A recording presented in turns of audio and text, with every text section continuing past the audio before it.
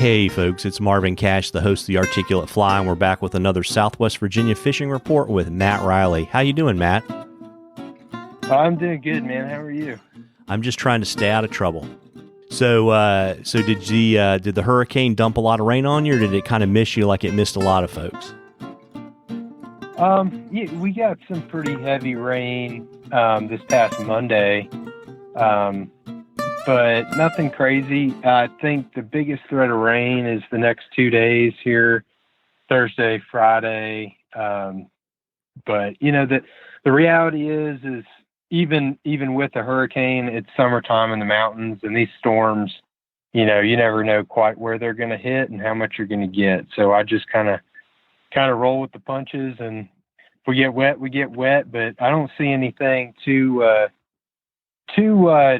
plan altering in the future. So I think we're going to be able to roll right through these next couple of days. Yeah, and you're not a real fisherman if you can't wear your $300 rain shell at least once a season. Yeah, exactly. So what are you seeing on the water in terms of, I guess we can do both really, on the trout front and, and on the smallmouth front? Yeah. Both are pretty good right now. I would guess we sort of hit our peak temps for the summertime, sometime last week before the rain came through. So our trout streams are still fishable, but you just kind of want to pay attention to where you're fishing. We've got 3 or 4 large, dominant trout streams that they either start in a farming valley or they end in a farming valley, where they kind of spread out and get hit by the sun pretty good. And so that is all to say that pay attention to the water temps. Most of ours in the warmest sections of river are in the high 60s right now. The closer you get to 70, the more, sort of dangerous it becomes from a delayed mortality perspective.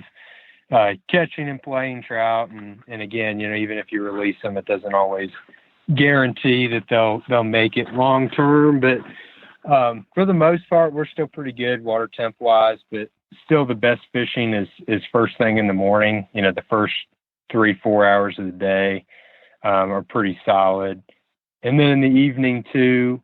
And temp wise, you can totally get out of that just going higher up in elevation. I mean, I was up on a stream yesterday, up on one of our highland brook trout streams, and we were getting temps in like the low, high 50s, which is pretty icy cold for the middle of summer. So that's still viable. And really, summertime fishing around here just means big bushy dry flies and terrestrials, and I usually fish some sort of dropper.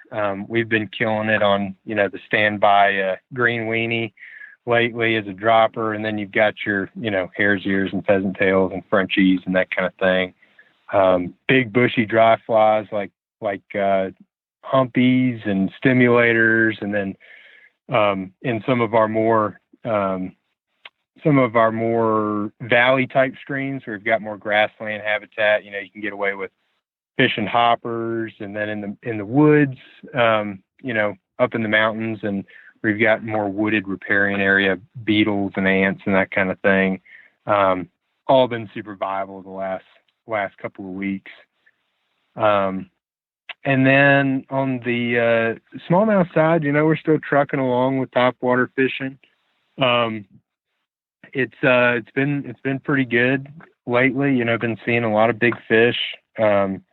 Seems like numbers have been up from last year. Still had, I've talked about it before, but the New River is a dam controlled river. So our success some days can be dictated by what the water, stream flow trend is, whether they've wet water out or they're cutting it down up in Radford.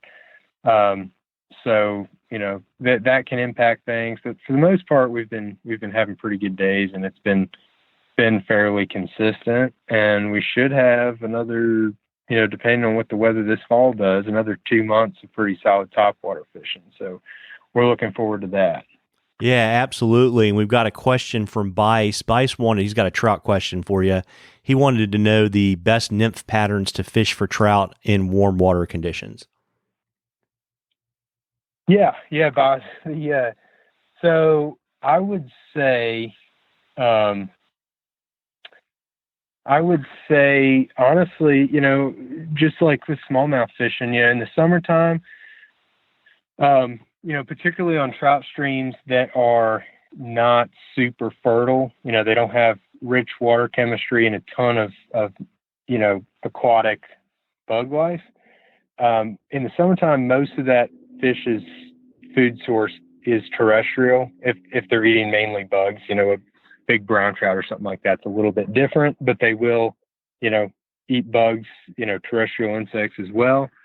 So in the summertime, particularly July, August, and September, before we get a couple of hard frosts, I'm pretty much trucking with dry flies all day. And then usually some sort of dropper. I mean, because they are oriented to the surface, there's a lot of stuff falling in the water,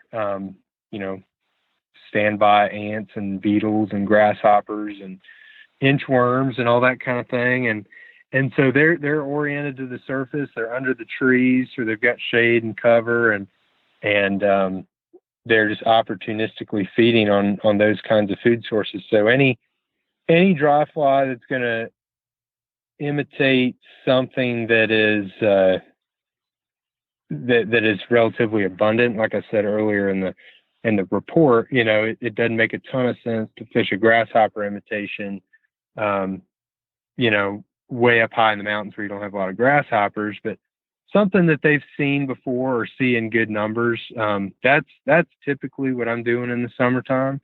And any nymph that I'm going to use is going to be some form of dropper, which can be a terrestrial, like a green weenie, like I mentioned, is a stimulator, and a green weenie is like the most iconic, summertime trout fly team that I have down here. And the green weenie is looks like who knows what, but a lot of people fish it as a sunken inchworm imitation.